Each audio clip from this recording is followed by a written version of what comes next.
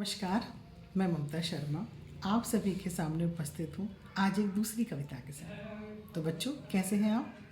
मैंने आपसे पहले भी कहा था पहली अपनी वीडियो में, अगर आपको कोई भी संशय हो किसी भी प्रकार का तो आप मुझसे बात कर सकते हैं, कमेंट कर सकते हैं। तो आज मैं उपस्थित हूँ आपके सामने हरिवंश राय बच्चन की दूसरी जो कविता है, आपके सिलेबस में जो दूसरी कविता है, एक गीत दिन जल्दी जल्दी ढलता है को लेकर। तो आइए, दिन जल्दी जल्दी ढलता है का अर्थ करते हैं। दिन जल्दी जल्दी ढलता है जो एक गीत है वो हमारा निशा निमंत्रण एक रचना है उनकी, उससे इस गीत को लिया गया है। इस गीत के बारे में बताया गया है कि समय परिवर्तनशील है, समय हमेशा परिवर्तन लाता है, लेकिन हर व्यक्ति को समय के साथ ही चलना चाहिए। जो व्यक्ति समय के साथ नहीं चलता वो अपने लक्ष्य को प्राप्त नहीं कर पाता है। इसीलिए व्यक्ति को अगर लक्ष्य को प्राप्त करना है तो उसे क्या करना है कि समय के साथ हमेशा चलते रहना है। जैसे समय चल रहा है, समय के अनुसार ही हमें कार्य करना है। ठीक है, तो हम इस गीत पर आ जाते हैं। सबसे पहले पढ़ लेते हैं इसे। दिन जल्दी जल्दी ढलता है, हो जाए न पथ में रात कहीं, मंजिल भी तो है दूर नहीं। यह सोच थका दिन का पंथी भी, जल्दी जल्दी चलता है, दिन जल्दी जल्दी ढलता है। कवि ने यहाँ एकाकी जीवन की कुंठा और प्रेम की व्याकुलता का वर्णन किया है। एकाकी जीवन की कुंठा मतलब व्यक्ति अकेलापन, अकेलेपन के साथ जब व्यक्ति रहता है तो उसकी इच्छाएं मर जाती हैं। वो कुछ कार्य करना चाहता नहीं है। वो सोचता है कि जिस दुख में मैं जी रहा हूँ वो दुख ही उसके आसपास रहता है और वो दुख में जीवन ही जीना चाहता है, क्योंकि जीवन में एक नए की आशा उसके लिए समाप्त हो जाती है। लेकिन प्रेम की व्याकुलता, मैंने आपसे कहा था ना कि इस यहाँ पर क्या है, एकाकी जीवन की कुंठा और प्रेम की व्याकुलता का वर्णन है। और जब व्यक्ति किसी से प्रेम करता है तो वह घर जाने की उसे बहुत जल्दी होती है, और घर नज़दीक आने वाला होता है। उसका लक्ष्य जब नज़दीक आने वाला होता है तो उसके पैरों में अपने आप ही स्वतः ही तेज़ी आ जाती है और वो जल्दी से जल्दी अपने घर को प्राप्त करना चाहता है या घर को जाना चाहता है। क्यों? क्योंकि प्रेम होता ही ऐसा है। तो यहाँ कवि क्या कह रहा है, देखिए, दोबारा अर्थ पर आते हैं। दिन जल्दी जल्दी ढलता है, क्योंकि दिन मतलब समय कभी किसी के लिए नहीं रुकता है और समय जो है बहुत जल्दी जल्दी व्यतीत हो जाता है। हो जाए न पथ में रात कहीं, मंजिल भी तो है दूर नहीं। यह सोच थका दिन का पंथी भी, जल्दी जल्दी चलता है, दिन जल्दी जल्दी ढलता है। कवि क्या कह रहे हैं, देखो, हो जाए न पथ में रात कहीं, पथ मतलब रास्ते में, कहीं रास्ते में रात्रि ना हो जाए। मंजिल भी तो है दूर नहीं, और मंजिल भी दूर नहीं है, मंजिल भी बिल्कुल समीप है। ऐसा लग रहा है कि लक्ष्य को प्राप्त करने ही वाले हैं। तो क्या कह रहा है वो, हो जाए ना पथ में रास्ते में कहीं रात्रि ना हो जाए और मंजिल भी दूर नहीं है।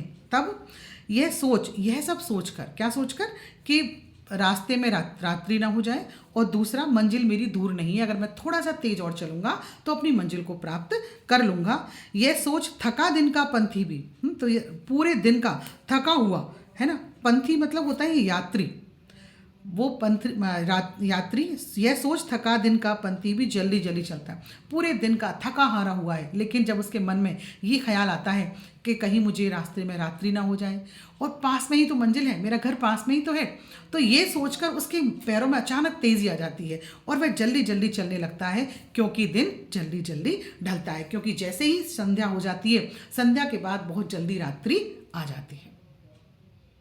तो आगे चलें। तो देखिए, इसमें कवि ने प्रेम जीवन की क्षणभंगुरता एवं प्रेम की व्यग्रता का वर्णन किया है। ठीक है, और यहाँ भाषा सरल है, सहज है, भावानुकूल भी है, और जीवन के बिंब को, मतलब जीवन को बिंब के रूप में प्रस्तुत किया है। कि इस कविता के माध्यम से जब इस कविता का मर्थ करते हैं तो ऐसा लगता है पूरा जीवन हमारे सामने उपस्थित हो रहा है। और यहाँ दूसरा रस की बात करते हैं तो वियोग श्रृंगार है इसमें। आगे चलते हैं। बच्चे प्रत्याशा में होंगे, नीड़ों से झांक रहे होंगे, यह ध्यान परों में चिड़िया के, भरता कितनी चंचलता है, दिन जल्दी जल्दी ढलता है। तो कवि देखिए यहाँ पर क्या कहना चाहता है। तो कवि यहाँ प्रकृति के माध्यम से भी, पहला उदाहरण उसने मनुष्य के माध्यम से दिया, अब दूसरा उदाहरण वो प्रकृति के माध्यम से दे रहा है।